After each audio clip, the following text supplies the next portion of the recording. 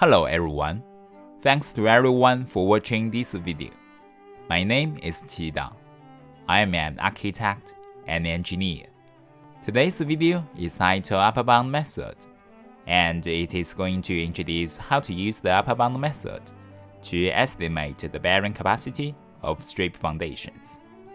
I am going to give you an overview of what I am covering in today's video. First of all, it is a bit of background to the topic, and then focus on the cohesion model and friction model. Upper bound theorem is commonly used in practical soil engineering problems. Most engineers in practice make calculations and base their judgment on the model used 200 years ago by Coulomb in his classic analysis of the soil pressures against a retaining wall. In that model, soil material or rock was considered to remain rigid until there was some surface through the body of soil material on which the shear stress could overcome cohesion and internal friction, whereupon the soil material would become divided into two rigid bodies that could slip relative to each other along that surface. For cohesion soil, a discontinuity surface for a Trisca material is one across which the tangential velocity changes, say by delta U. As shown in this figure, the rigid top part of this block is moving to the right with velocity delta U relative to the right bottom part. Its rate of dissipation of energy D is equal to tau times delta U. For cohesion and internal friction soil, a discontinuity surface for a Coulomb material during simple shearing demands that the tangential velocity change delta U of the rigid top part of this block relative to the rigid bottom part must always be accompanied by a separation velocity, delta V equal to delta U times tangent phi. Its rate of dissipation of energy D is equal to tau minus sigma times tangent phi in a bracket times delta U. If tau is equal to 0, the equation becomes sigma times tangent phi times delta U. This is the rate of dissipation of energy for internal friction soil. Now we know the basic upper bound model. Next, we will introduce the definition of the upper bound theorem. The upper bound theorem states that if a mechanism can be found such that the work done by the external loads and body forces is equal to the energy dissipated within the soil mass as it deforms, then the external loads and body forces represent an upper bound to those that will cause collapse. Any error will be on the unsafe side, since it may be that a different mechanism will already have been responsible for collapse at a lower load. In short, if it can be shown that the soil can fail, then it will. Now we know the upper bound theorem. Next, we will apply the upper bound theorem to calculate the collapse loads of idealized shallow strip foundations or footings. There are two cases. One is a cohesion model, one is a friction model. Both of two models, the soil is assumed as weightless material. Now we will analyze the undrained failure of a shallow foundation on a clay soil by considering mechanisms of collapse. This figure shows one of the mechanisms. The triangular zones, zone 1 and 3, are separated by a zone whose third boundary is a circular arc centered on O. Consideration of the kinematics shows that zone 2 cannot simply move as a rigid body. The movement of the mechanism can be accommodated by dividing up the middle zone into a number of wedges, each of which is able to slide relative to its neighbors along radial slip lines or velocity discontinuities. The hodograph, from which the relative velocities are calculated, is shown in this figure. For a wedge of radius r, which subtends an angle delta theta at the center of the circular arc, forming part of a shear zone moving with a speed at the circumference of v. The rate at which energy is dissipated at the circumference is given by the arc length r times delta theta times the shear stress on the arc Cu times the speed of relative displacement V.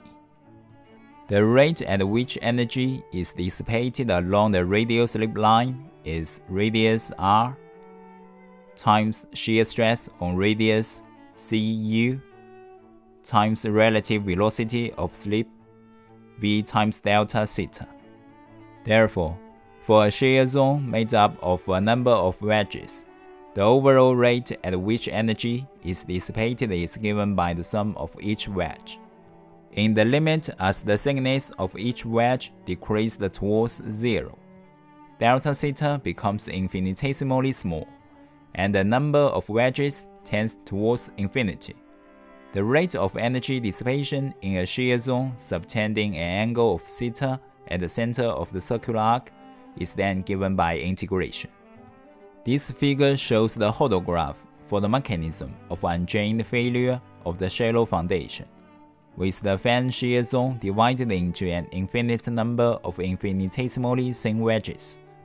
Now the rate at which energy is dissipated is equal to the shear force multiplied by the relative velocity of sliding along the plane slip surfaces JA and EK, plus the rate at which energy is dissipated in the fan zone, as given by this integration. The speed at the circumference V is equal to root of 2 times VO, the radius r is B over root of 2, and the angle subtended at the center theta equal to 90 degrees. We can substitute these values into our calculation and obtain the total rate of the energy dissipation. The rate of potential energy of the foundation is P minus Q in a bracket times B times VO. Then, equating the rate of energy dissipation and potential energy, we can obtain the bearing capacity factor NC equal to 2 plus pi. Next, we will analyze the alternative mechanism of the shallow foundation. The failure criterion is the maximum of tau over sigma equal to tangent phi. This figure also shows such a mechanism, consisting of two rigid zones, zone 1 and 3, separated by a fan zone made up of an infinite number of infinitesimally thin wedges, zone 2.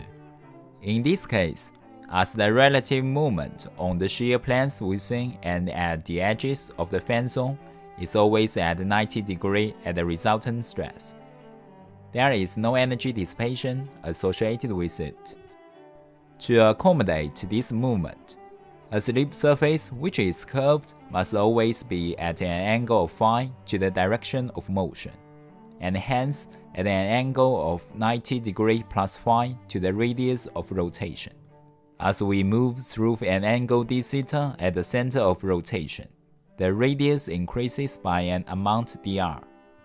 From the geometry of the figure, tangent phi is equal to dr over r times d theta. Then we can simplify this equation, integrating this between limits of RO at the start of the curve, theta equal to 0, and the general radius r following an angle of rotation theta. Finally, we can obtain the curve equation as a logarithmic spiral. The hodograph for the calculation of relative velocities is shown in this figure. The locus of velocities at the edge of the fan zone is a logarithmic spiral, because v is equal to r times omega, where omega is the angular velocity of rotation, and r is equal to rho times exponent of theta times tangent phi. The rate at which potential energy is lost by the foundation is P times B times VO. From the hodograph, the upward component of the velocity of the surface charge to the side of the footing is expressed as this equation. So, the rate at which potential energy is gained as this expression. Equating them, we can obtain the bearing capacity factor, NQ. This is an important factor to estimate the bearing capacity of strip foundations. From conclusions, what we learned: an upper bound solution, based on an assumed mechanism of collapse, tends to err on the unsafe side. The upper bound technique considers only velocity or failure modes and energy dissipations. Okay, thanks to everyone for watching my video today, and I do hope you found the video informative and that you learned some things from it. If you do have any questions, then you can write comments and messages. I am happy to answer any questions. Thanks for your watching.